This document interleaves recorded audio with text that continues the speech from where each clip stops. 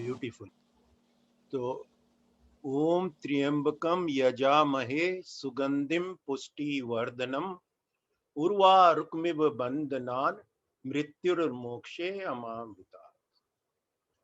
जब मेरे की मृत्यु हो ना तो मोक्ष प्राप्त हो। मोक्ष कब प्राप्त हो सकता है? जब मैं उस पूरे ज्ञान में हूं, जब मैं अल्टीमेट नॉलेज में पहुंच जाऊं, जब मैं उस टाइम में आपको ही याद कर रहा हूं, जब मेरे को पता लग जाए कि ब्रह्मांड में उसके अलावा कुछ भी नहीं है, जब मेरे सारे पाप कर्म शून्य हो जाएं और पुण्य कर्म उदय हो जाएं,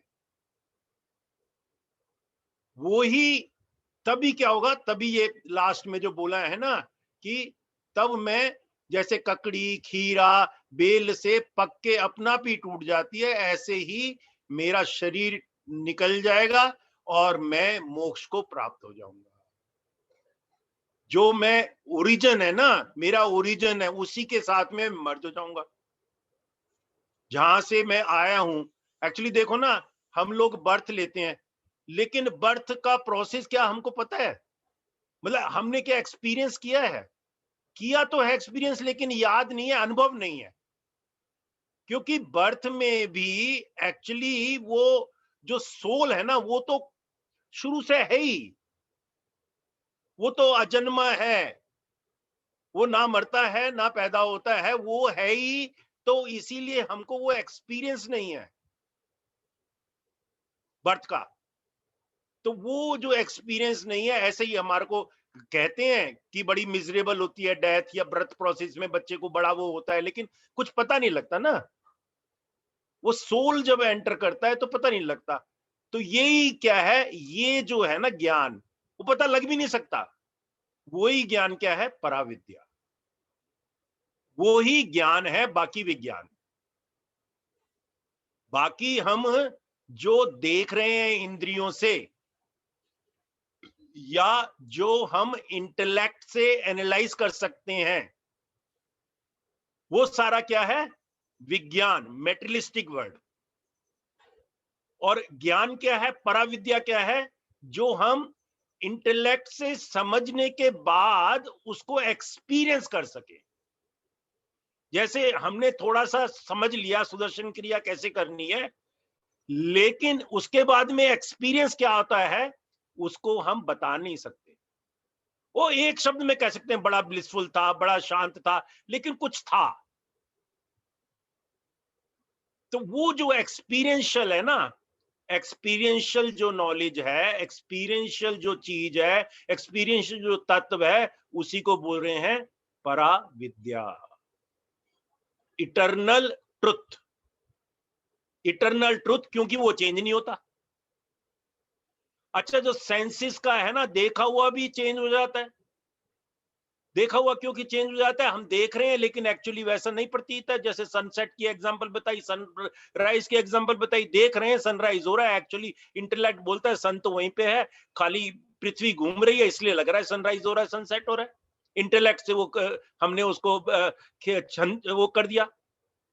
उसके बाद इंटेलेक्ट के बाद में भी जब पहुंचे एक्सपीरियंशियल लेवल में, तो पता नहीं कितने ब्रह्मांड है, कितने सन है, कितने कुछ है, अनगिनत बोल दिया, इनफाइनाइट। और इनफाइनाइट बोल दिया तो इनफाइनाइट को तो हम अनुभव कर सकते हैं, वो भी थोड़ा सा, उसको हम बता नहीं सकते क्योंकि शब्द तो सीमित है, सेंसेस भी सीमित है, जो ये हमारी देखने की शक्ति है वो सीमित है, उससे हम इनफाइनाइट कैसे देख सकते हैं? और जो पराज्ञान है वो इनफाइनाइट है, कैसे देख सकते हैं? खाली जो हमारे अंदर एक तत्व है इनफाइनाइट, उसी से हम उसको अनुभव कर सकते हैं। तो यही जो है ना परा विद्या बताया भगवान ने यहाँ पे, इसमें बहुत ही बढ़िया है। और क्या कहते हैं, गॉड जो है ना, लोग पूछते हैं गॉड क्या है, गॉड क्या है? God is not an object. कोई ऐसी वस्तु नहीं है जिसको हम देख सकें। गॉड तो खुद ही नोअर है, नोअर है, जानने वाला ही है। वो एक्सपीरियंस कर सकते हैं, उसको ब्लिसफुल नेचर कहते हैं। वो क्या होता है? ढका हुआ होता है। जो हमारा आत्मा है, जो सोल है, जो 7th लेवल है, वो क्लाउडेड रहता है, वेल में आ जाता है, मोह माया के वेल में, लालच घृणा के वेल में। ये द्वंद जो होते हैं ना, ये सारी नेगेटिविटीज और कुछ पॉजिटिविटी भी, क्रेविंग में भी, अवर्शन में भी, चाहत में भी, वो उसको ना ढक के रखती है। सोल तो प्योर है, सोल तो भगवान का ही रूप है, प्योर है, लेकिन उसको ढक के रखती हैं। जब उसको ढक के रखती हैं तो हम एक्सपीरियंस नहीं कर पाते, ऑब्स्टेकल आ गई, वहां तक पहुंचते नहीं है। तो तभी इन्होंने बताया ना कि मेरी 8 प्रकृति है। 8 प्रकृति भी भगवान ने बनाई है, लेकिन उसके परे जो हूं ना, उसको पहचानो। 8 प्रकृति में बोला था 5 एलिमेंट, 5 एलिमेंट और मन, बुद्धि और अहंकार। इसमें मेमोरी छोड़ दी। मेमोरी क्यों? मेमोरी से हम चेतन की, जड़ से चेतन में जा सकते हैं, जड़ से चेतन में जा सकते हैं, इसलिए मेमोरी छोड़ दी। मेमोरी के सहारे ही हम वो 8वें तत्व पे जा सकते हैं, जड़ से। ये पहले तो बोला ये 8 प्रकृति से परे मैं हूं, मतलब इनफाइनाइट कॉन्शियसनेस है।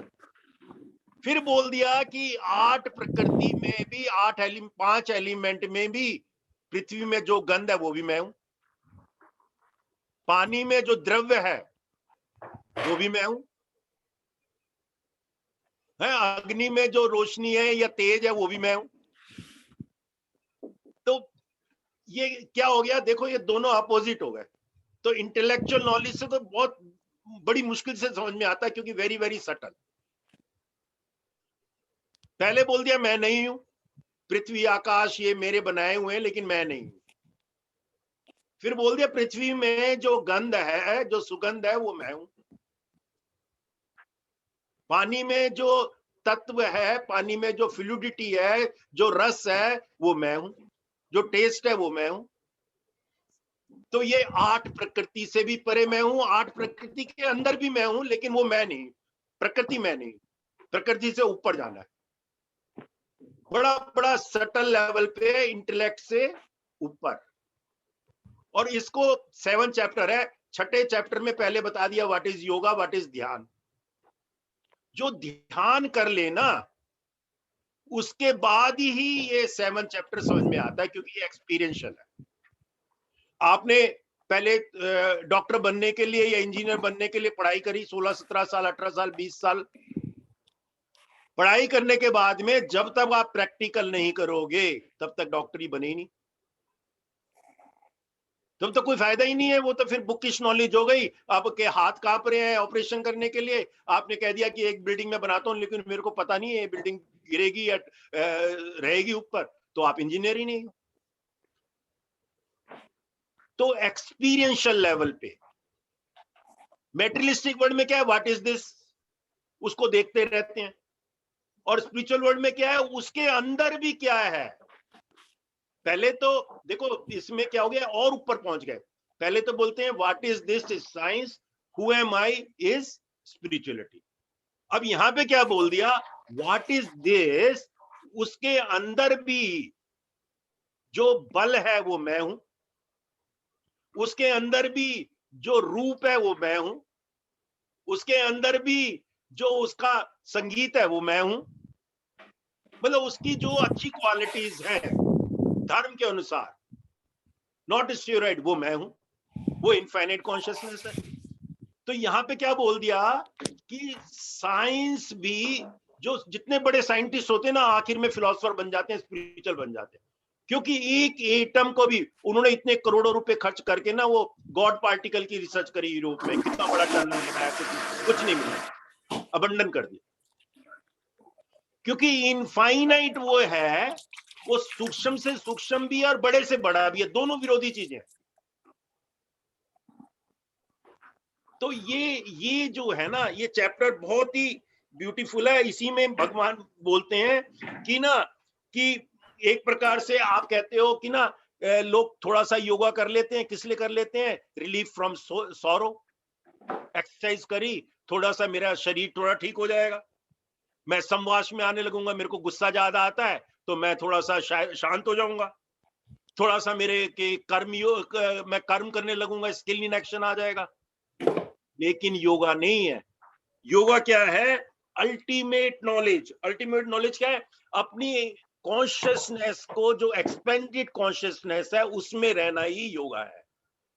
जो इनफाइनाइट कॉन्शियसनेस है, जो वास्टनेस है, जो यूनिवर्स है, उसको उसके साथ में रहें, तो वो ही योगा है। छोटे से छोटे बालू के कण में भी उसी को देखें तो वो योगा है। पक्षी में सब जगह उसी को देखें तो वो योगा है। और ऐसा क्या है? सरल, सहज स्वभाव में आ जाए तो वो योगा है। इस चैप्टर में फिर बोला उन्होंने कि इस सब के लिए ना एफर्ट चाहिए। डॉक्टरी बनने के लिए एफर्ट चाहिए। हम इतनी बड़ी मेहनत करते हैं, स्पिरिचुअल पाथ में सोचते हैं कि चलो 20 मिनट भी दे दिए बहुत हो गया, सुदर्शन क्रिया कर ली और पदम साधना करी नहीं, एडवांस कोर्स कर लिए 4-4, 5-5 और 10-10, 15-15, तो मुद्रा भी नहीं करी। मुद्रा से कितना फायदा होता है? क्यों नहीं मेरे पास टाइम कम है यार, 10 मिनट छोड़ो। तो कैसे होगा फिर वो एक्सपीरियंस? फिर कैसे होगा? तभी कहते हैं ना, बहुत सारे लोग मेरे पास आते हैं, बहुत सारे लोग दुनिया में हैं, लेकिन मेरे को पहचानते बहुत कम है, बहुत कम पहचानते। भगवान सबको प्यार करते हैं जो भी आता है। इस चैप्टर में बताया ना कि 4 प्रकार के लोग आते हैं। पहला तो होता है जो दुखी, उसको दुख दर्द से दूर करना है कि मैं चलो योगा करता हूं, मेरे को बॉडी में तकलीफ हो रही है, मेरा बच्चा थोड़ा सा प्रॉब्लमेटिक है, तो दुख की वजह से आता है। दूसरा होता है डिजायर, कामना। कामना सबसे बड़ी मोटिवेशन फैक्टर है। एक्चुअली तो दुख से भी दूर करना ही कामना ही है। दूसरा है कि मेटेरियलिस्टिक कामना, या कुछ अपनी जिंदगी की कामना, मेरा बच्चा पास हो जाए, मेरे को इसकी शादी हो जाए, मेरे को जॉब मिल जाए, मेरा मकान बन जाए, कामना, डिजायर। डिजायर जो मेटेरियलिस्टिक डिजायर है ना, ये छोटी डिजायर है। गुरुदेव बोलते हैं छोटी डिजायर है। छोटी डिजायर के लिए भी आए तो सही, कोई बात नहीं, सीढ़ी तो आए। तो ये भी भगवान को प्रिय है। जो दुख दर्द की वजह से आया वो भी भगवान के प्रिय है, जो डिजायर की वजह से आया वो भी भगवान को प्रिय है, जो ज्ञान की तड़प के लिए आया, हम सब लोग बैठे हैं ज्ञान की तड़प के लिए, वो भी भगवान को प्रिय है। और जो ज्ञानी हो गया वो तो प्रिय है ही। वो कहते हैं जो ज्ञानी हो गया ना, उसमें और मेरे में कोई फर्क ही नहीं। जैसे गुरुदेव ने जब हम पहली बार उनसे मिले ना, तो उन्होंने कहा आई एम गॉड। भगवान गुरुदेव और गॉड में कोई फर्क ही नहीं है। फिर बोलते तुम भी गॉड हो, लेकिन तुमको गॉड बनने के लिए तुमको रियलाइज करना पड़ेगा। बात इंटेलेक्ट में समझ में नहीं आई पहले बार तो, लेकिन धीरे धीरे धीरे धीरे आपको समझ में आने लग जाती है जब आप एफर्ट करते हो, जब फेथ में रहते हो। यहाँ पे इसमें श्रद्धा, श्रद्धा इज इंपॉर्टेंट एलिमेंट। इसमें सारे श्लोकों में श्रद्धा भी बोला है। फेथ जो आगे हमारे 20 के बाद में आएंगे श्लोक, उसमें सबसे इंपॉर्टेंट बोला है श्रद्धा, एफर्ट, और कोई नेगेटिव द्वंद से, दोनों द्वंद से दूर। फिर बोलते हैं मोह माया। मोह माया में मतलब कि माया, माया बोलते हैं इसमें 4 प्रकार की माया, 3 प्रकार की माया होती है। एक होता है घोर अंधकार, महामाया, उसमें पूरा का अंधकार में पड़े रहते हैं। जैसे एडिक्ट्स होते हैं, ड्रग एडिक्ट्स होते हैं, टेररिस्ट होते हैं, नक्सलाइट्स होते हैं, दूसरे को तबाह करने लगते हैं, बस और कुछ नहीं। वो अंधकार में ही पड़े रहते हैं, कुएं के मेंढक के बारह, वो उससे बाहर ही नहीं निकलते, वो रॉन्ग ज्ञान में होते। वो क्या हो गया? माया, महामाया। फिर उसके बाद आया मोह माया। मोह माया में क्या आया कि मोह माया में बच्चा, मेरा बच्चा, मेरी पदवी, मेरी प्रॉपर्टी, मेरा सम्मान, मेरा ज्ञान, ज्ञान में भी मोह माया, महामाया, मोह माया, और फिर योग माया। और योग माया गुरुदेव बोलते हैं कि योग माया जो है ना, वो भी आपको एफर्ट से मिलती है, लेकिन वो भी योग माया में भी फंस जाता है, हेलुसिनेशन होने लगता है, ब्लू स्टार भी बन जाता है। वो भी भगवान ही देते हैं। वो क्या कहते हैं? ऑब्स्टेकल आ गए उसके पाथ में। जब हम आगे बढ़ते हैं स्पिरिचुअल पाथ में, तो कई कहते हैं कई ऑब्स्टेकल्स आती हैं, कई सिद्धियां भी प्राप्त होती हैं। ऑब्स्टेकल्स किससे आ जाती हैं कि आप ध्यान कर रहे हो, आपको कोई सुगंध आ गई, आपको कोई प्रकाश आ गया, आपको कोई हेलुसिनेशन होने लगा, कोई बात समझ में आने लगी, इंट्यूशन होने लगा। वो इंट्यूशन कहते हैं कभी तो ठीक हो सकता है, कभी गलत हो सकता है। फंस गए योग माया में।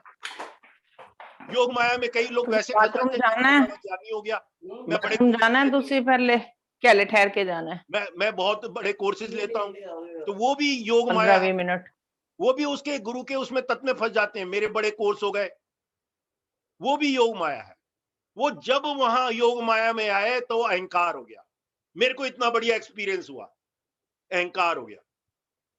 आप उसको एज ए हम्बल वे में देख रहे हैं, बहुत बढ़िया, भगवान की कृपा है, मेरे को बहुत आज शांत मिला, मैंने क्रिया करी, बहुत मजा आया और मैं बिल्कुल तरोताजा हो गया।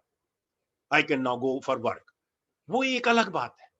लेकिन अहंकार से आप उसको गुणगान करने लगे तो अहंकार हो गया कि मेरा कोर्स, मेरा ये, मेरा वो। तो वो योग माया से मोह माया में फंस गया, क्योंकि उसने जहां मेरा कहना शुरू कर दिया। फिर मोह माया से फिर वो महामाया में, अंधकार में आ जाएगा। इसीलिए कहते हैं बड़े बड़े कई स्पिरिचुअल साधक भी सीढ़ी से गिर जाते हैं, गिर जाते हैं, और औंधे मुंह गिर जाने के बाद में उनको बड़ा पश्चाताप होता है। तो 3 प्रकार की इसमें माया बता दी, मोह माया, 3 प्रकार की माया बता दी, और 4 टाइप के लोग तो बता ही दिए। और उसके बाद में 3 टाइप के जो ना, ये कहते हैं कि जैसे लोग होते हैं आदि भौतिक, हमारे अंदर ही है। एक तो मेरा भौतिक रूप है, भौतिक रूप में मेरे को क्रेविंग है, मेरे को डिजायर है, मेरे को जो भी कुछ है, आदि भौतिक। फिर मेरा एक सटल रूप है, और चारों तरफ आदि दैविक, सटल एनर्जीज हैं, आदि दैविक। और एक मेरा जो है ना शुद्ध चेतन रूप है, जहां पे मेरा सेल्फ है, आध्यात्मिक। तो ये तीनों जो है ना, पहले दो तो हो गए, पहला तो हो गया पूरा विज्ञान, मैटर दिख रहा है। फिर उसके बाद में आखिर वाला जो हो गया वो ज्ञान हो गया। लेकिन जब आप उस मैटर में भी, भौतिक में भी उस ज्ञान को देखो, तो आप उससे जुड़ गए। जब आप अपने रूप में भी उस परमात्मा को देखें, अंदर तो है ही परमात्मा, लेकिन जब आप अपने बॉडी लेवल पे भी उसी को देखें कि वही है, उसी का शरीर है, उसी की आंखें है, उसी का रूप है, उसी इनफाइनाइट का है, तो वो क्या हो गया, आपने इन तीनों को भी क्रॉस कर लिया। तो ये इसमें ना 3 के कई चीजें बताए हैं। तो ये तो लास्ट में बताया, वैसे मैं जनरली बोल रहा हूं, इसको बोलते हैं आदि बोता, आदि देव, लास्ट श्लोक है ये, और आदि ज्ञानम। तो इन तीनों को भी अगर हम एक ही समझें कि फिजिकल और सटल और इनफाइनाइट, उसमें को भी मर्ज कर दें तो मजा आ गया। इसी तरह से सतोगुण, रजोगुण और तमोगुण, वो कहते हैं सतोगुण, रजोगुण और तमोगुण जो है ना, वो क्या है, मेरे से उत्पन्न हुए हैं। अब देखो ये भी कितनी सटल एनर्जी है कि भगवान ने उत्पन्न किए हैं तीनों चीजें, इनफाइनाइट कॉन्शियसनेस से ही निकली है, सब चीजें निकली हैं, सतोगुण, रजोगुण और तमोगुण। लेकिन कहते हैं मैं सतोगुण, रजोगुण, तमोगुण नहीं हूं। उसकी एग्जांपल पिछली बार भी दी थी, किचन। किचन में एक तुम्हारे यहाँ पे रखी हुई है डस्टबिन, और एक रखा हुआ है फ्रिज। फ्रिज में अच्छा भोजन रखा हुआ है, डस्टबिन में गंदा कचरा रखा हुआ है। तो किचन में दोनों चीजें रखी हुई हैं, लेकिन किचन डस्टबिन नहीं है, किचन फ्रिज नहीं है। भगवान सतगुण नहीं है, रजोगुण नहीं है, तमोगुण नहीं है, लेकिन भगवान के अंदर ही है तीनों, भगवान ने ही पैदा किया। और इसके बाद में इसमें एक चीज और आती है जो 20 में से शुरू है अभी, वो देवतास। वो कह रहे हैं देवतास जो है ना, थोड़े से लोग देवतास के पास जाते हैं, वो क्या कह रहे हैं कि थोड़े से मंद बुद्धि के हैं, वो देवता के पास क्यों जाते हैं? कि वो पूरी उनकी डिजायर जो होती है ना, कामना की वजह से जाते हैं, प्योर डिजायर की वजह से नहीं जाते कि मेरा मिलन उस इनफाइनाइट कॉन्शियस से हो जाए, मैं इनफाइनाइट कॉन्शियस में आ जाऊं, मेरा योगा हो जाए, उससे नहीं जाते। मेरे बच्चे की शादी हो जाए तो देवता को पूजते हैं, शिव जी का व्रत फास्ट रख लिया, हनुमान जी का फास्ट रख लिया, वैष्णो देवी चले गए, कुछ पैसा मिल जाए, कुछ प्रॉपर्टी मिल जाए, कुछ बिजनेस चल जाए, तो कह रहे हैं, वो देवता के पास जा रहे हैं, देवता के पास जा रहे हैं, कोई बात नहीं, वो थोड़े से मंद बुद्धि के हैं। देखो इंटेलेक्ट आदमी क्या कहता है, सबसे मेरे को सबसे ज्यादा अच्छी चीज मिलनी चाहिए, सबसे बड़ी चीज मिलनी चाहिए, और सबसे बड़ी चीज क्या है? इनफाइनाइट कॉन्शियसनेस, भगवान। भगवान मिल गए तो सबसे बढ़िया है। लेकिन वो भगवान के रास्ते में भगवान के ही बनाए हुए हैं, वो देवता भी भगवान के बनाए हुए हैं, बहुत ही बढ़िया है, लेकिन वो देवता में ही फंस जाए तो कह रहे हैं वो मंद बुद्धि के हैं, और देवता में जो फंस जाता है वो देवता को ही प्राप्त होता है, मेरे को प्राप्त नहीं होता, वो मोक्ष को प्राप्त नहीं होता। वो देवता को प्राप्त करके उसने थोड़ी बहुत साधना करी, थोड़ी बहुत प्रेयर करी, थोड़ा बहुत चढ़ावा दिया, फिर वो देवता को पूछते पूछते मरने के बाद वो देवता के उसमें ही प्राप्त हो जाता है, फिर दोबारा आ जाता है, फिर बॉडी में आ जाता है, मोक्ष नहीं मिला उसको। लेकिन जो उसको पूछता है देवता को भी क्रॉस कर जाता है, और उसमें बहुत बढ़िया एग्जांपल दी, इंग्लिश में तो नहीं दी, हिंदी में दी है, कि आटा। कहते हैं गुरुदेव कहते हैं मेरे को ना, मैं एक बारी पाकिस्तान गया, तो पाकिस्तान में लोगों ने कहा कि तुम्हारे यहाँ तो पता नहीं कितने करोड़ों देवी देवता है, हम तो एक ही अल्लाह को मानते हैं, तुम पता नहीं कितने। तो गुरुदेव कहते हैं मैंने कहा नहीं नहीं, हम भी एक ही को मानते हैं। वो ऐसा है ना कि जैसा तुम आटा है, आटे से तुम समोसा बना लो, आटे से तुम पिज्जा बना लो, आटे से तुम गोलगप्पे बना लो, आटे से तुम हलवा बना लो। अब तुम हलवे में फंस गए, हलवा ही खाते रहोगे क्या रोज? अगर तुम कहो कि हलवा है आटा नहीं है, खाली हलवा है, तो तुम हलवे में फंस गए। समोसे भी कितने दिन खाओगे? तो समोसे में फंस गए। पहचानो भाई बना किससे है? बना तो उस इनफाइनाइट आटे से ही है सारी चीजें। वो इनफाइनाइट आटा क्या है? वो इनफाइनाइट कॉन्शियसनेस है। तो सारे देवी देवता भी उसी इनफाइनाइट कॉन्शियसनेस में बचे। अब अगर समोसे में भी तुम देखो आटा है, गोलगप्पे में भी देखो आटा है, हलवे में भी देखो आटा है, तो तुम आटे को पहचानोगे कि हाँ यार समोसा तो बहुत बढ़िया है, लेकिन चीज तो आटा ही है ना। तो देवता में भी अगर तुम देखो कि भगवान ही है, वो इनफाइनाइट कॉन्शियसनेस है, रूप से भी परे, तो वो देवता भी जो स्टैचू है, सो स्टैचू से भी परे निकल गया। तो वो उसमें ना एक वो बहुत सुंदर कहानी बताते हैं, ये 20 से बाद में है ना देवता की। तो उसमें कहानी बताते हैं गुरुदेव हिंदी वाली में किताब में, कि कन्नप्पा, कहते हैं एक ना आंध्र प्रदेश में एक हुए स्वामी कन्नप्पा। स्वामी क्या, वो मतलब वो व्याध थे। व्याध का मतलब क्या होता है? जो चिड़ी पक्षी मार के और उनको बेचते हैं या पकड़ के बेचते हैं, तो उससे अपना गुजारा करते हैं। कहते हैं उस जंगल में बांटता रहता था, तो एक दिन उसने जंगल में देखा एक शिवलिंग है, कहीं पे लोगों ने शिवलिंग लगा रखा है और पूजा कर रखी है, और जब पूजा करते हैं ना तो उसकी आंख बना देते हैं, उसकी आंख बना रखी है। जब उसकी आंख बना रखी है तो उसकी एक आंख में उसने देखा थोड़ा सा ना लाल लाल टपक रहा है, और ऊपर रोली होगी कुछ होगी, तो वो लाल आंख से कुछ आंसू खून सा टपक रहा है। तो उसके अंदर ख्याल आया, था तो व्याध, कुछ ज्यादा वो नहीं था। तो कहते उसको अंदर ख्याल आया कि भगवान की आंख नहीं है, भगवान की आंख में पीड़ा हो रहा है, मेरे को क्या फर्क पड़ता है, मैं तो चिड़ी मारूं, ये भगवान की आंख में अगर लग जाए तो भगवान को सबको देखना है, भगवान सबके लिए सब कुछ करते हैं। तो इसीलिए उसने क्या करा, अपनी एक आंख निकाल ली और उधर लगा दी, शिवलिंग पे एक आंख लगा दी। अब दूसरी आंख से भी खून निकल रहा था। कहते नहीं नहीं, भगवान तो सबको देखने चाहिए। क्या दूसरी आंख कैसे लगाऊं? अगर दूसरी आंख निकालने का तो भाव आया, लगाऊंगा कहां पे जब मेरे को दिखेगा नहीं? तो उसने सीधे पैर का अंगूठा जो है ना शिवलिंग की दूसरी आंख पे रख दिया कि अब मैं अंगूठे पे रख दूंगा, पता लग जाएगा मेरे को। जैसे ही उसने दूसरी आंख निकालने लगी कि वैसे ही उसको आत्मज्ञान हो गया, वो मर्ज हो गया भगवान में, क्योंकि उसने उस पत्थर को पत्थर नहीं देखा, उस पत्थर में उसकी श्रद्धा थी कि ये भगवान है, इनफाइनाइट कॉन्शियसनेस है। लेकिन हम क्या करते हैं, देवी देवताओं में फंस जाते हैं। और देवी देवता भी क्या है, अब गुरुदेव करते हैं, रुद्र पूजा करते हैं, देवी होमा करते हैं, गणेश होमा भी करते हैं।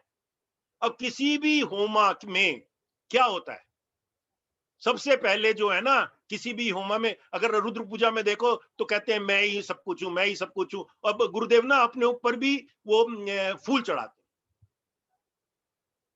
हो तो रही है शिव की पूजा, लेकिन वो शिव को भी इनफाइनाइट कॉन्शियसनेस के रूप में करके पूजा कर रहे हैं। तो कहते हैं कि वो गुरुदेव बोल रहे थे, कहते हैं कि कई एक स्वामी जी थे, तो कहते हैं जिसकी बारात होती है ना उसी की पूजा होती है।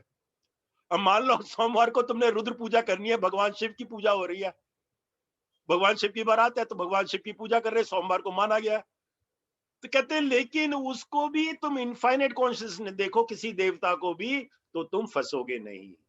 देखो मना नहीं किया है, देवता पूजा, देवी देवता पूजा कहीं पे भी भगवान ने मना नहीं किया है। कई लोग कहते हैं नहीं करनी चाहिए, ये नहीं करने चाहिए, वो कह रहे हैं वो थोड़ी सी मंद बुद्धि है, वो फॉर्म है, उससे ऊपर जाना है, उससे ऊपर जाना है। वो फॉर्म, बच्चे को रूप दिखाना है, रूप के बाद में अरूप में आएगा। पहले सूक्ष्म है, पहले थोड़ा दिख रहा है, फिर इनफाइनाइट आएगा। इनफाइनाइट को कैसे बताएं, पहले उसको गिनती तो बतानी पड़ेगी भाई, कहां तक काउंट कर सकता है, 1000 तक, चल 1000 तक, 1000 के बाद क्या है, लाख, लाख के बाद क्या है, करोड़, करोड़ के बाद क्या है, कुछ तो बताना पड़ेगा ना इनफाइनाइट। तो पहले तो फॉर्म दिखानी पड़ेगी, उसका नाम दिखाना पड़ेगा, फिर उसके बाद में अनंत पे जाना पड़ेगा। लेकिन हम लोग कहां फंस जाते हैं, देवता में ही फंस जाते हैं, हम उसको मूर्ति मानने लगते हैं, हम फेनेटिक हो जाते हैं। क्रिश्चियंस तो इतने फेनेटिक नहीं है, मुस्लिम जितने फेनेटिक हैं, नहीं मेरा ही भगवान, मेरा ही भगवान। या कृष्ण हर टाइम में बोल रहे हैं मेरी पूजा करो, तो हम क्या कहें, लेकिन हम हिंदुओं में तो ऐसा नहीं है, कट्टरवादी नहीं है, वो गलत समझे। जीसस भी बोलते हैं you have to go through me to the god, ऐसे ही भगवान बोल रहे हैं, जो मेरे को पहचानता है वो सबको पहचानता है। तो वो जो है ना उधर कट्टरवादी आ गई, क्योंकि लोग समझे नहीं ठीक तरह से। सनातन धर्म में यही है, जिसका अंत नहीं, जिसका आरंभ नहीं, जिसका ओरिजिन नहीं पता। ओरिजिन पता नहीं का मतलब वो भगवान का ही है, इनफाइनाइट कॉन्शियसनेस का है, उसको शब्दों में सीमित नहीं कर सकते, उसको डिस्क्राइब नहीं कर सकते, उसका कोई रूप नहीं है, कोई रूप नहीं है। गणेश की पूजा करते हैं तो बोलते हैं निर्विकल्प, उसका कोई रूप नहीं है, कोई उसका वो नहीं है। जिस भी देवी देवता की पूजा करते हैं, कहते हैं देवी की पूजा करते हैं, तो शिव जी भी खड़े हैं, कृष्ण जी भी खड़े हैं, विष्णु जी भी खड़े हैं, सब लोग खड़े हैं। जो दूल्हा हो गया उसकी बारात है, और उसकी बारात में उसी की महिमा है। तो उस टाइप से जब हम पूजा करते हैं, लेकिन हम फंस जाते हैं, उसको नहीं समझ पाते कि उस टाइम के लिए ये इनफाइनाइट कॉन्शियसनेस है। बहुत ही सुंदर है। तो इसमें ना कई कॉन्सेप्ट्स हैं इस चैप्टर में, तभी इसको बोला है ज्ञान। और जो कॉन्सेप्ट्स है ना, बचपन से हम उन कॉन्सेप्ट्स में फंसे हुए हैं, उस कॉन्सेप्ट से बाहर निकलना है, एक्सपीरियंशियल नॉलेज में आना है। प्रैक्टिकल नॉलेज कब आती है, प्रैक्टिकल नॉलेज तभी आती है जब हम साधना करते हैं, जब हम सेवा करते हैं।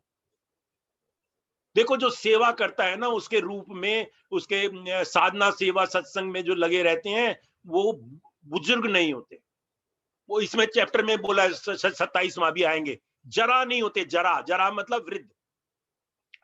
वृद्ध कौन है, वृद्ध वो है जिसका उत्साह खत्म हो गया हो। वृद्ध वो है, वो कहे नहीं नहीं यार नया काम नहीं लेना। वृद्ध वो है जो बिल्कुल साधारण काम करना चाहता हो, सिंपल, जो कोई चैलेंज ना लेना चाहे वो वृद्ध है।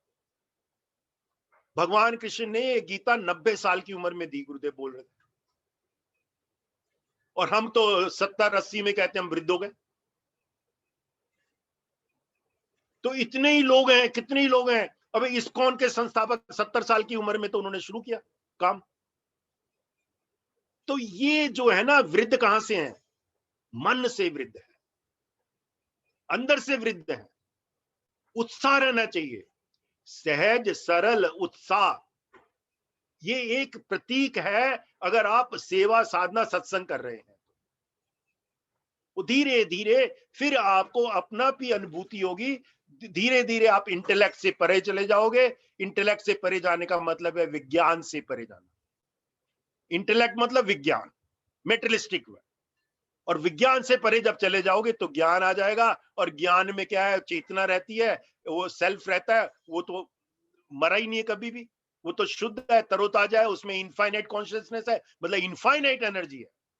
आखिरी क्षण तक आप इनफाइनाइट एनर्जी के साथ में जी सकते हैं। सच ए ब्यूटीफुल चैप्टर। और इसका मैंने करीब करीब निचोड़ तो आपको बता ही दिया है। और इसके बाद में हम पढ़ लेते हैं 5 श्लोक 20 से लेके ऑनवर्ड। हमने 20 पे खत्म किया था, 20 से ही शुरू कर दो। देवता 20 से शुरू होते हैं। सुमन जी। जय गुरुदेव।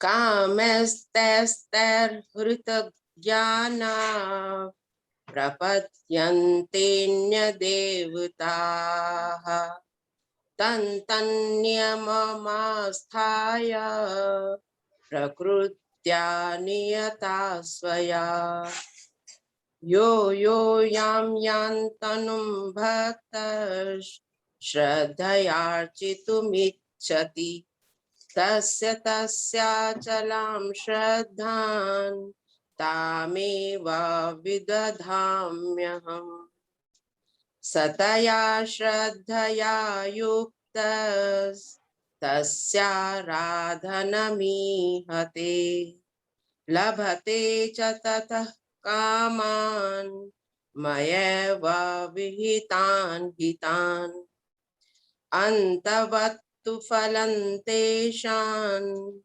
तद्भवत्यल्पमेधसाम् देवान् देवयजो यान्ति मद्भक्ता यान्ति मामपि अव्यक्तं व्यक्तिमापन्नं मन्यन्ते माम बुद्धयः परं भावमजानन्तो ममाव्ययमनुत्तमम् नाहं प्रकाशस्य सर्वस्य योगमाया समावृताः मूढो यन्नाभिजानाति लोको मामजमव्ययम्। जय गुरुदेव। बस बस बस बस, बहुत बढ़िया, बहुत ही सुंदर। तो ये 20 में जो मैंने बताया ना कि एक बताया काम, लोगों की कामना दुआ, जिनका ज्ञान हरा जगत चाहता, मतलब वो ज्ञानी नहीं एक्चुअली। मैं वैष्णो देवी जाता हूँ क्योंकि मेरे को बच्चे की शादी करनी है, माँ से प्रार्थना करके आता हूँ, बच्चे की शादी हो गई, फिर मैं दोबारा चला जाता हूँ। तो कह रहे हैं ये छोटा सा वो है, छोटी सी कामना है। कामना तो रहती है लेकिन ये शुद्ध कामना नहीं है। ये हमको समझना चाहिए प्योर कामना क्या है। प्योर कामना क्या है? उस तत्व को जाने, उस इनफाइनाइट कॉन्शियस को जाने, मोक्ष को जाने, उसके लिए प्रयत्न करें, ना कि ये छोटी छोटी चीजें तो अपना भी मिली जाएंगी। तो ये कामना, उन भोगों की कामना द्वारा जिनका ज्ञान हरा जा चुका है, तो ये ज्ञानी नहीं है लोग, देवता की पूजा कर रहे हैं, स्वभाव से प्रेरित होकर उस नियम को धारण करके अन्य देवताओं की बसते हैं, पूजते हैं। फिर बोलते हैं जो सकाम भक्त जिस देवता के स्वरूप से को श्रद्धा से पूजना चाहता है। अब क्या आ गया? फेथ। जैसे वो कन्नप्पा की मैंने स्टोरी बताई, 100% फेथ से अगर मैं वैष्णो देवी की पूजा करता हूं तो वैष्णो देवी में भी वो इनफाइनाइट कॉन्शियसनेस ही मेरी जो कामना होती है वो पूजा करती है, वो मेरी पूरी करता है।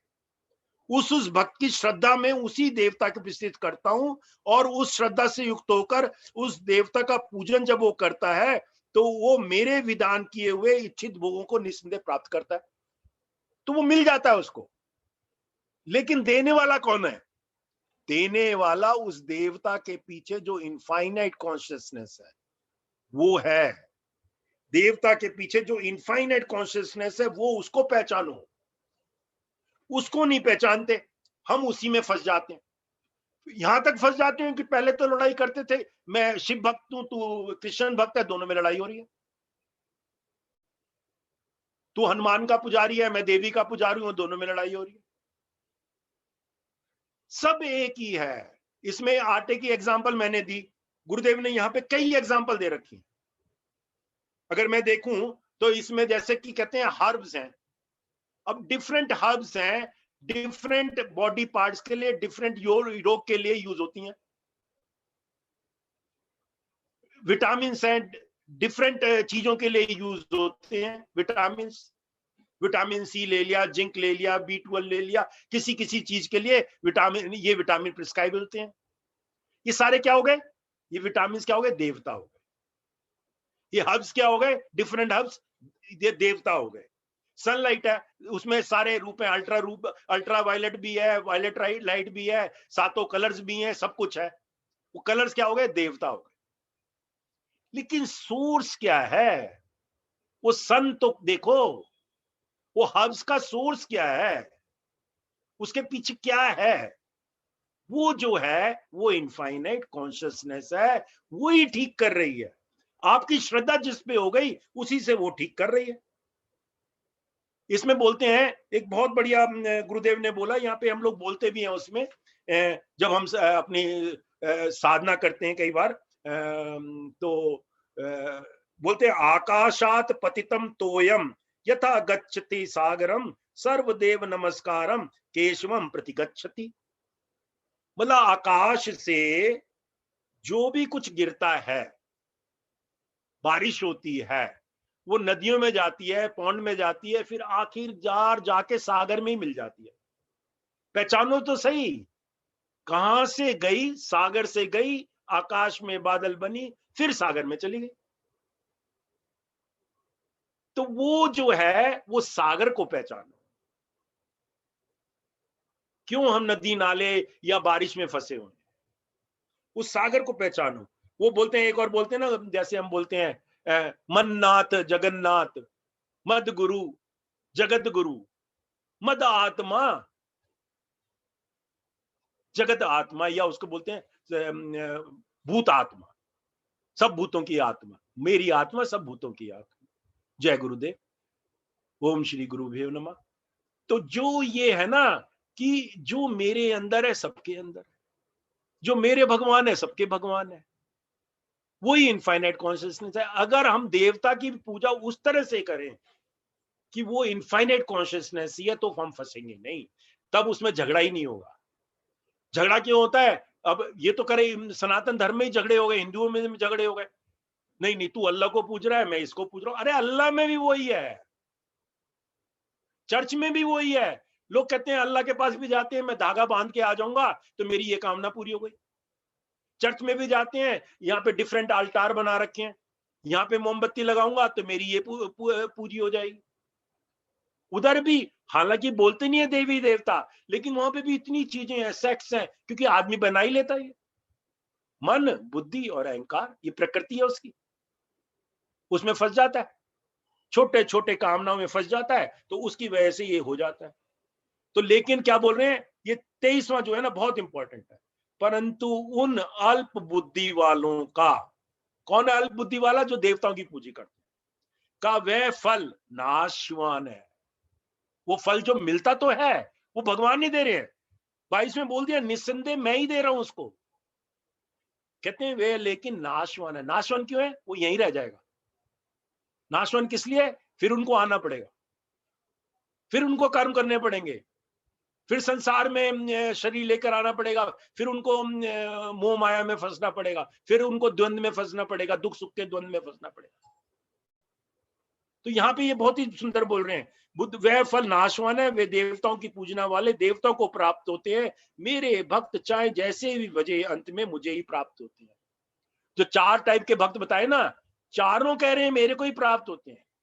चाहे तुम पहली सीढ़ी पे हो, चाहे हम गुरुदेव के पास में पहली सीढ़ी पे गए कि मेरे को यार खांसी आती है, मेरे को थोड़ा सा दर्द होता है, मैं जरा साधना कर लेता हूँ, लेकिन धीरे धीरे धीरे फिर मैं एडवांस कोर्स भी करता हूँ, धीरे धीरे फिर मैं प्रवचन भी सुनता हूँ, धीरे धीरे फिर मैं उनके साथ जुड़ जाता हूँ, फिर धीरे धीरे मैं उसको पहचानता हूँ। तो वो कह रहे हैं यहीं पे कह रहे हैं, लेकिन जो भक्त में जैसे भी आए मेरे को भजे, अंत में मैं मुझको ही प्राप्त होते हैं, मतलब मोक्ष हो गया, खत्म, मोक्ष हो गया। तो वो जो अपनी मर्जी से आता है, उसको फिर कुछ प्रॉब्लम नहीं होती। और फिर 24 में भी इसी को द्वारा रिस्ट्रेस कर रहे हैं, बुद्धिहीन पुरुष मेरे अनुत्तम अविनाशी परम भाव को ना जानते हुए। यहाँ पे क्या बोला है? अव्यक्त, जिसका विनाश नहीं होता, जिसको व्यक्त नहीं करा जा सकता, जो इनफाइनाइट है, जो है ना बुद्धिहीन पुरुष, उसको नहीं जानते, अविनाशी को, भाव को ना जानते हुए मन इंद्रियों से परे मुझ सच्चिदानंद घन परमात्मा को मनुष्य की भांति जन्म कर व्यक्ति भाव को प्राप्त हुआ मानते हैं। तो वो बुद्धिहीन पुरुष, थोड़े से निम्न श्रेणी के पुरुष हैं। देखो मना नहीं किया है, मना नहीं किया है, यहाँ पे बार बार मैं बोल रहा हूं मना नहीं किया, क्योंकि कुछ लोग बोलते हैं कि देवी देवता की पूजा नहीं करनी चाहिए। गुरुदेव करते हैं, सब करते हैं, सोमवार को भी करते हैं, शनि फ्राइडे को भी करते हैं, कई बार करते हैं। आजकल तो गुरुदेव बोल रहे हैं हनुमान चालीसा पढ़नी चाहिए। हनुमान जी के भी हनुमान चालीसा में जब पढ़ते हैं तो वो कहते हैं हनुमान सारे काम बना देते हैं, जब आप उसमें भाव में चिंत होते हैं और कोई नहीं। तो मना नहीं किया है, लेकिन उसमें फंसना नहीं है, बस उससे ऊपर हटो, उसमें ही सबको देखो, एक में ही सबको देखो। तो उसके बाद में 25वां जो बोलिया, 25 से अब दूसरा शुरू हो गया, अपनी योग माया से छुपा हुआ मैं सबके प्रत्यक्ष नहीं होता, इसीलिए यह अज्ञानी जन समुदाय मुझ जन्म रहित अविनाशी परमेश्वर को नहीं जानता, अर्थात मुझको जन्म ने मरने वाला समझता है। वो क्या हो गया? वो फंस गए, किसमें फंस गए? योग माया में फंस गए, महामाया, मोह माया, योग माया में फंस गए 25 से। अब बोल दो 26 से 30 तक।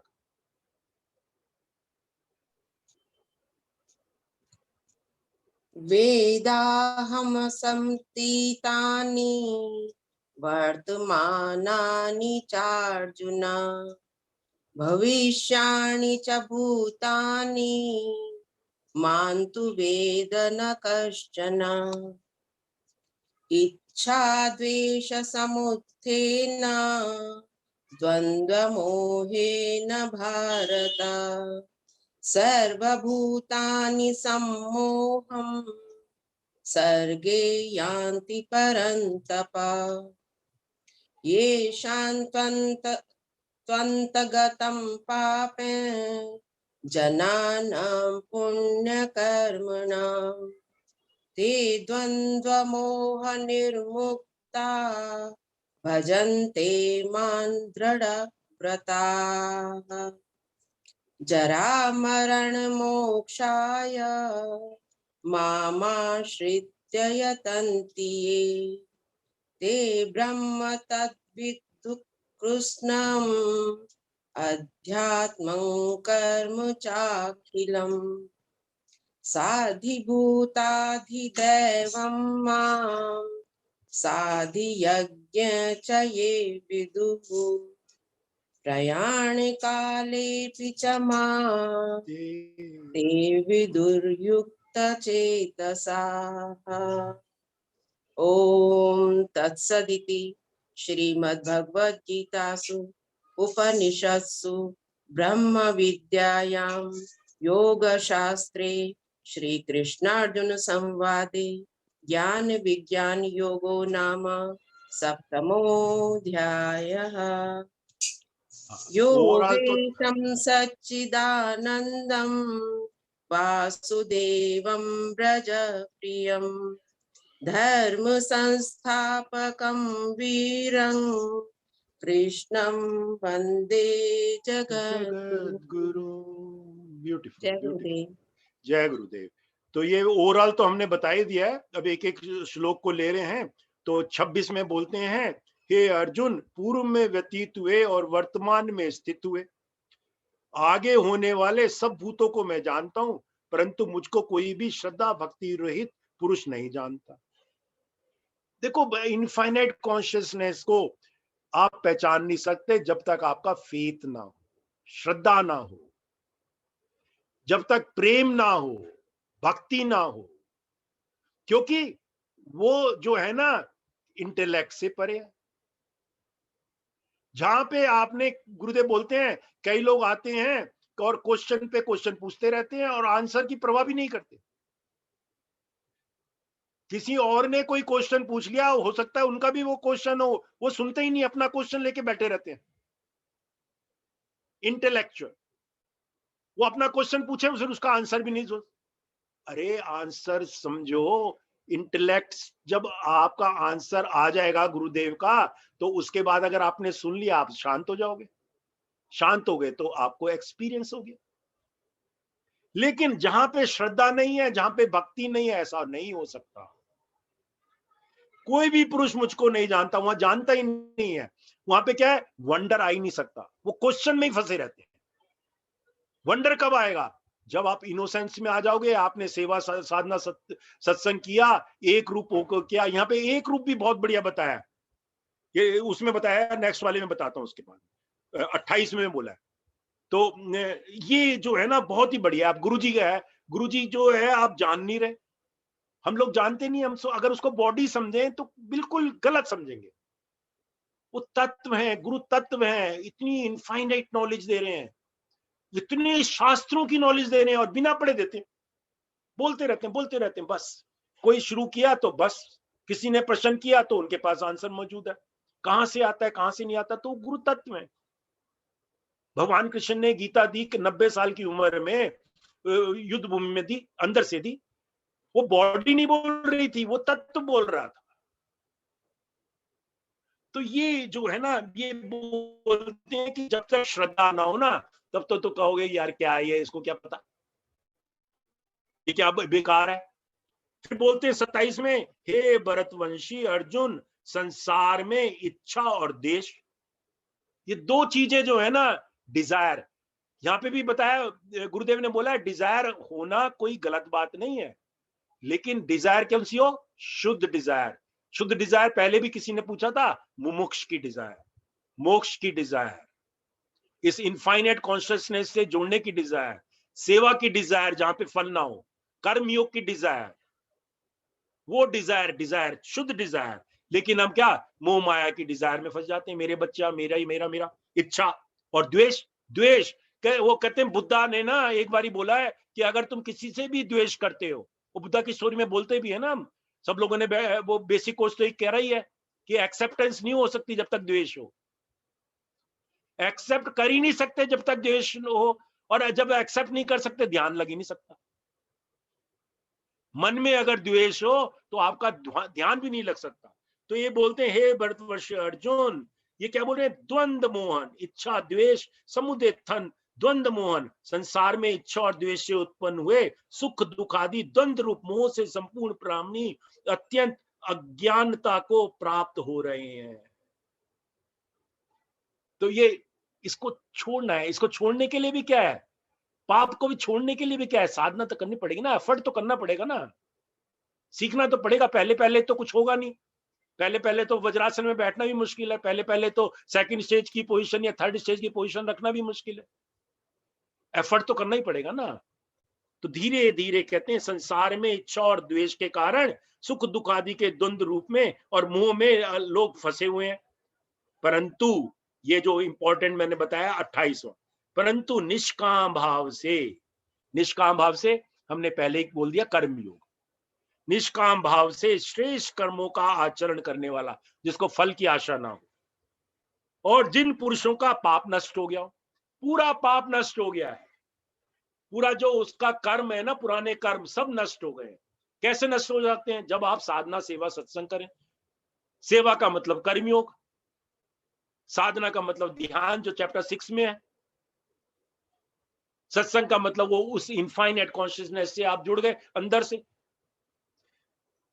तो वो अंदर से ही आपने जब बोलना शुरू किया, अंदर तक ही पहुंच गए, बोलते बोलते शांत हो गए, पाप नष्ट हो गया हो। हे राग द्वेष जनित द्वंद रूप मोह से मुक्त, उनके अंदर कोई द्वंद नहीं है, सुख दुख का द्वंद नहीं है, इच्छा और अनिच्छा का द्वंद नहीं है, द्वेष का द्वंद नहीं है, राग और क्रेविंग और अवर्शन का द्वंद नहीं है। वो मोह से मुक्त जो है, द्वंद रूप मोह से मुक्त, दृढ़ निश्चय। अब यहां पे आया दृढ़ निश्चय। दृढ़ निश्चय क्या है? फोकस, एक ही पाथ पे चलना चाहिए। गुरुदेव कितनी बार बोलते हैं, एक दिन सुदर्शन क्रिया कर ली, एक दिन कुछ और रामदेव का कर लिया, एक दिन किसी और गुरु का कर लिया, उससे कुछ नहीं होगा। एक ही जगह कुआं खोदना है तभी पानी मिलेगा, 10 जगह कुआं खोदोगे तो कुछ नहीं मिलेगा। ये भगवान कृष्ण बोल रहे हैं, यही गुरुदेव बोलते हैं। दृढ़ निश्चय भक्त मुझको सब प्रकार भजते हैं। ये गुरुमंडला में भी यही होता है। यहाँ पे भगवान गुरुदेव ने बोला गुरुमंडला। गुरुमंडला क्या है? गुरुमंडला गुरुदेव ने इसी चैप्टर में बोला है हिंदी में, यहाँ पे इसी श्लोक में बोला है। गुरुमंडला का मतलब होता है कि हम आश्रम में गए, आश्रम में गए, सारे टाइप के लोग हैं, नक्सलाइट भी है, टेररिस्ट भी है। तो कहते हैं वो 4 प्रकार के लोग सब जगह होते हैं। कुछ कच्चे होते हैं, कुछ अच्छे होते हैं, कुछ लुच्चे होते हैं, कुछ सच्चे होते हैं। लेकिन गुरु कहां पे है? इन सब से परे। जैसे हम अपने आश्रम में जाएं तो हमारे आश्रम में पहले आपको कोई गेट पे मिल जाएगा, रोकेगा आपकी गाड़ी को। आपको हो सकता है थोड़ा सा, अगर नया नया है तो थोड़ा प्रेम से भी ना बोले, आप उसी में फंस जाए। कहीं पे आपका झगड़ा भी हो सकता है, आप उसी में फंस जाए। कहीं आपको फिर वो मिल जाएंगे, कोई बड़े ऋषि मिल जाए, या ब्रह्मचारी मिल जाए, या स्वामी मिल जाए, आप उन्हीं में फंस जाएं। उसको भी क्रॉस करना है। कहां पे? दृढ़ निश्चय कहां पे? गुरु पे। ये हमने भी खुद देखा है। वो गुरुदेव यहाँ पे भी बोल रहे हैं, हिंदी में बहुत बढ़िया बोलते हैं। कहते हैं कि आश्रम में भी आके ना राग द्वेष बना लेते हैं, आश्रम में भी आके ग्रुप बना लेते हैं, आश्रम में भी आके किसी में फंस जाते हैं, आश्रम में भी आके घर का जो गृहस्थ है ना वो ले आते हैं। घर में जैसे होता है ना कि मैं इसको लाइक करता हूं, उसको लाइक नहीं करता, कुछ ना कुछ होता है। आश्रम में भी ऐसे हो जाता है। नहीं, ये स्वामी अच्छे, ये ऋषि अच्छे, उनके पास ही घूमते रहते। अरे गुरु क्या कह रहे हैं भाई? गुरु की तरफ देखो। तो गुरु मंडल में ये सब चीजें होती हैं। ये क्या है? बाधाएं हैं, बाधाएं। ये ऑब्स्टकल्स है, हम उसी में फंस जाते हैं। अब गुरुदेव का कोर्स है, देखो थोड़ा बहुत तो 19-20 तो फर्क पड़ता है, लेकिन गुरुदेव का कोर्स है, गुरुदेव की आवाज में सुदर्शन क्रिया होती है, किसी और की आवाज में नहीं होती। वो पूनम जी कराए, नीलम जी कराए,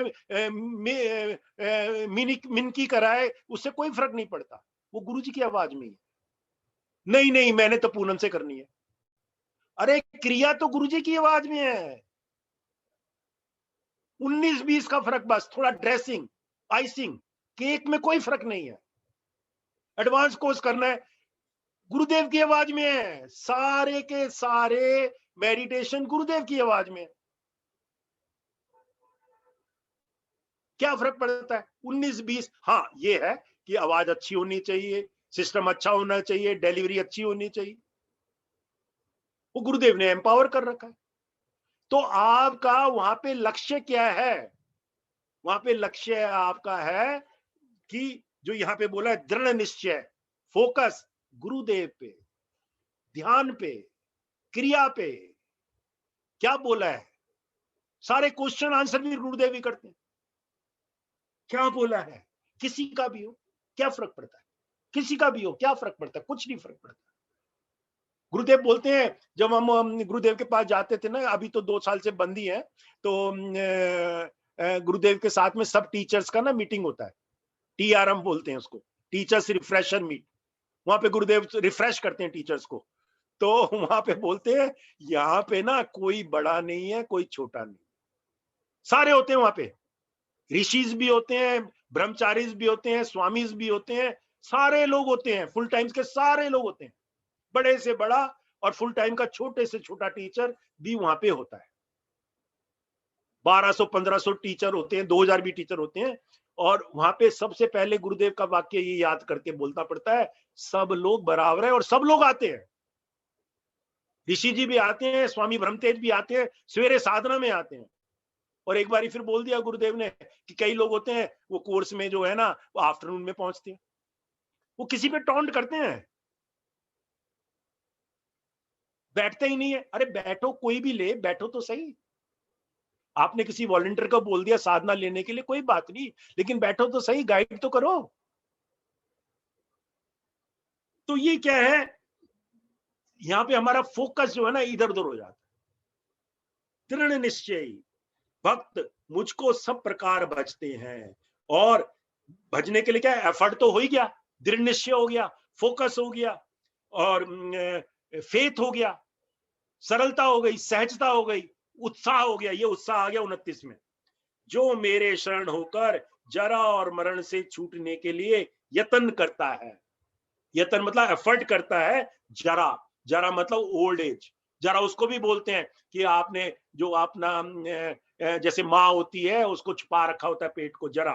तो जरा और मरण से छूटने के लिए वो क्या हो, यत्न करता है। वे पुरुष उस ब्रह्म को, संपूर्ण अध्यात्म को, संपूर्ण कर्म को जानते हैं, जो ये एफर्ट करते हैं। और उनको क्या रहता है, उत्साह बना रहता है। वो जरा को पार कर जाता है। वो ये नहीं कहता मैं 70 साल का हो गया, 90 साल का हो गया, कुछ नहीं। वो बच्चे जैसे कूदता रहता है, सब एक्टिविटी में पार्टिसिपेट करता है, जितना कर सकता है, एटलीस्ट मन से तो करता ही है, रोकता नहीं है। तो ये यहाँ पे जो 29 में बोला ना, बहुत ही सुंदर है। ये लास्ट से बट वन है। ये भी क्या है, पराविद्या है। लोग कहेंगे ना, साइंस वाले लोग कहेंगे नहीं नहीं तू बूढ़ा हो गया, तू ये मत करियो, तुम मत करियो। वो DSN में सिखाते हैं ना कि सारे बैरियर्स हैं, सारे कॉन्सेप्ट्स हैं, उसको तोड़ डालो। कैसे नहीं कर पाएगा। अभी हम वो फरवरी में गए थे, वो फिर याद आता है, तो कश्मीर में, और क्या क्या किया हमने, जो पहले 26 साल की उम्र में, 27 साल की उम्र में नहीं कर पाए थे, वो सब कर दिया। गुरुदेव ने इतना एम्पावर कर दिया। पहले डर लगता था कि बर्फ में ऐसे ऊपर से 10 किलोमीटर की उस पे फिसलेंगे कैसे, अननोन रास्ते पे, कहीं खाई में ना फंस जाए। कर दिया। गुलमर्ग में 10-11 किलोमीटर है, ऊपर ले जाते हैं गंडोला से और नीचे लाते हैं। नीचे आप गंडोला से भी आ सकते हो और स्की करके भी आ सकते हो, फट्टे पे बैठ के भी आ सकते हो। अब यार हम फट्टे पे बैठ कर आए और ऐसे टेढ़े मेढ़े रास्ते से। वो गुरुदेव ने कराया, हमने थोड़ा करा। जब आप उससे जुड़ते हैं ना तो जरा तो उत्साह रहता है। और ये कहते हैं फिर ये पुरुष जो है ना, अधिभूत, अधिदेव सहित, अधियज्ञ के सहित मुझे अंतकाल में जानता है। तीनों चीजों के सहित। ये नहीं कहना गलत है, मेरा भौतिक रूप भी है, वो मैटर है, विज्ञान। जो पराविद्या है वो दोनों को लेके चलती है, ज्ञान और विज्ञान को लेके चलती है। अधिभूत क्या है, फिजिकल वर्ल्ड। अधिदेव क्या है, सटल रियाम्स, एनर्जीज। और अधि ज्ञानम क्या है, the way to connect the casual, subtle and the gross world, materialistic world. अधिज्ञान वही पराविद्या है। और पराविद्या वाला जो होता है ना, वो ही जब इस शरीर को छोड़ता है, लास्ट लाइन में पढ़ देता हूं, तो वो मुझको ही प्राप्त करता है। इंग्लिश में गुरुदेव ने बोला लास्ट वाला, दोज हु नो द अधिभूता matter at the physical realm, अधिदेव्या that which is the divine realm, and अधिज्ञाम which is the realm of connection or action, know me even at the time of departure. They are steadfast in me. वो मेरे को ही मिल जाते हैं, मेरे में ही समा जाते हैं। जय गुरुदेव। किसी का कोई प्रश्न तो बोलिए। Anybody wants to share anything? Anybody wants to add anything? Anybody wants to contribute anything? जय गुरुदेव। हाँ जी, कोई बोलना चाहता है? हाँ, हमारा तो ना परसों से कोर्स है, 8 तारीख से बेसिक कोर्स। तो आप सबों से जितने भी लोग हैं यहाँ पे 30-29 वो सब लोगों से रिक्वेस्ट है कि उसको लोगों को लाएं अपने। हमारे घर में भी ऐसे लोग हैं जिन्होंने अभी तक नहीं किया। कई बार बोलते रहते हैं नहीं किया, उनका अभी तक आया नहीं है ना, पुण्य कर्म उनके शुरू नहीं हुए। लेकिन हमारा फर्ज है बोलना तो है। हमारे दोस्त हैं, हमारे घर वाले में हैं, जितने भी लोग हैं उनको बोलें जरूर कि नेक्स्ट हमारा कोर्स हो रहा है 8 तारीख से। मॉर्निंग का बैच है 6:30 से 8:30 और शाम का बैच है 6:30 से 8:30 बेसिक कोर्स सुदर्शन क्रिया, जिसमें सिखाते हैं meditation and breath workshop. Beautiful, please. और रिपीटर्स के लिए फ्री है, जो भी रिपीट करना चाहे उनके लिए वो फ्री है। जय गुरुदेव। चलो फिर खत्म करते हैं। कोई बोलना चाहे तो बोलिए, अदरवाइज वी विल क्लोज। 8 तारीख का लिंक कैसे मिलेगा? 8 तारीख का मैं भेज दूंगा आपको। हाँ, आप लोगों को भी बोले, जोड़े उसको, विद्यावंती को भी बोलना, मैं भी बात करूंगा, जोड़े और लोगों को। और आज शाम को ना बहुत बढ़िया सत्संग है। विशाल बनारस से हैं, विशाल सिंगर। काफी दिनों से वो सिंग नहीं कर रहे थे, तो विशाल सिंगर का सत्संग है इसी लिंक पे 7:30 बजे। 7:30 बजे, ठीक। हाँ, बहुत बढ़िया सिंगर है, एकदम से आपको शिव के द्वार पे पहुंचा जाएगा, काशी विश्वनाथ पे है। बहुत बढ़िया सिंगर है। ओके, चलो अब बोलते हैं 11 बारी। सत्यम परम धीमहि, सत्यम परम धीमहि, सत्यम परम धीमहि, सत्यम परम धीमहि, सत्यम परम धीमहि, सत्यम परम धीमहि, सत्यम परम धीमहि, सत्यम परम धीमहि, सत्यम परम धीमहि, सत्यम परम धीमहि, सत्यम परम धीमहि, सत्यम परम धीमहि। लोका समस्ता सुखिनो भवन्तु। ओम शांति शांति शांति। जय गुरुदेव। शाम को